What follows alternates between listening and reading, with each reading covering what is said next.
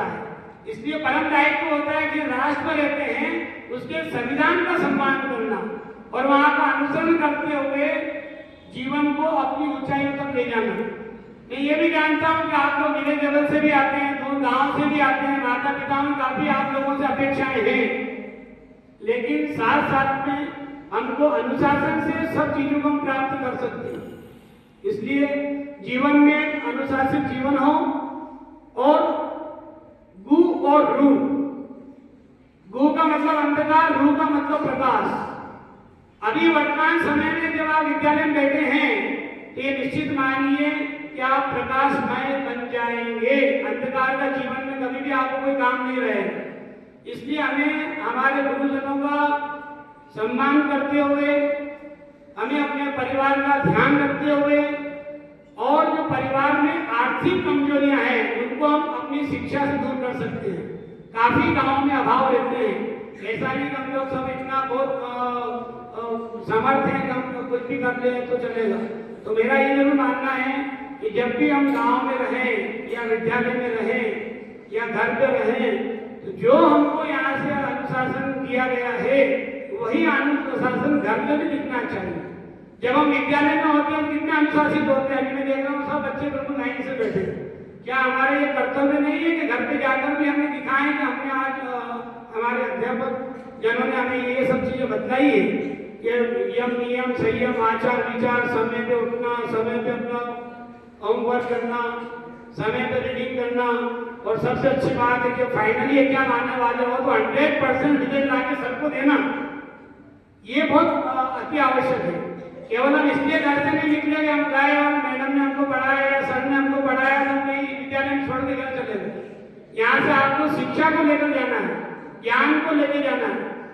और जब हम धर्मशास्त्र की बात करते हैं तो दान धर्म है, दान कर्म है, दान महाविज्ञान है, और जिसने दान दिया शिक्षा का मानव वही महान है। सबसे अगर कोई महान व्यक्तित्व है तो वह हमारे शिक्षक है। अगर कोई महान है तो वह है हमारे गुरुजन, जो हमें आने वाले भविष्य के लिए तैयार करते हैं, संघर्ष के लिए तैयार करते हैं, स्टेमिना को प्रदान करते हैं। जब तक आपके अंदर ये सब चीजों का प्रादुर्भाव नहीं होगा तब तक शिक्षा का सार्थक होना नहीं होता। शिक्षा का सार्थक यह है कि हम कुछ जीवन में ऐसा करते हैं कि जिस समाज में हम रहते हो, जिस परिवेश में हम रहते हो, जिस राष्ट्र में हम रहते हैं, उनके लिए हम कुछ कर गुजरे। कुछ ये कार्य तो आपको करने ही पड़ेंगे जीवन में। सर भी विद्यार्थी रहे होंगे, लेकिन सर ने अच्छा एजुकेशन किया, फिर अपनी शिक्षा को प्राप्त किया, फिर बीएड किया, बीएड के बाद जो सारी प्रक्रिया पूरी हुई, सर शिक्षक बने। अब आपकी बारी, मैं जानता हूँ आप में से भी काफी बच्चे शिक्षक बने।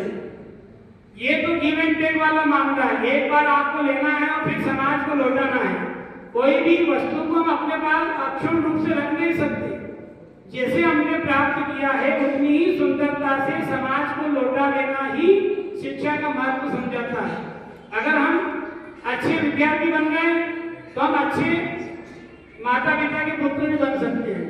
हम अच्छे पुत्र बन गए तो हम अच्छे सामाजिक व्यक्ति भी बन सकते हैं, अच्छे राष्ट्र का प्रतिनिधित्व करने वाले लीडर भी बन सकते हैं। लेकिन ये जब भी संभव होगा कि जब हम पूरी शिक्षा को पूर्णता से प्राप्त करें, क्योंकि गुरुजन तो यहाँ पर दिन रात मेहनत करते हैं आपके कैरियर काउंसलिंग करने के लिए, आपके जीवन को निखारने के लिए, कि बच्चों के अंदर वो सब चीजें प्राप्त हो जो होना चाहिए, जिससे आपका सर्वांगीण विकास हो, चाहे वो विज्ञान के माध्यम से हो, चाहे वो टेक्नोलॉजी के माध्यम से हो, चाहे वो अध्ययन के माध्यम से हो। आपको थ्योरिकल और प्रैक्टिकल दोनों ही चीजें आने वाले समय मिलने वाली है। उसके लिए हम अपने आप को इतना मजबूत बनाएं कि हम थ्योरिकल तो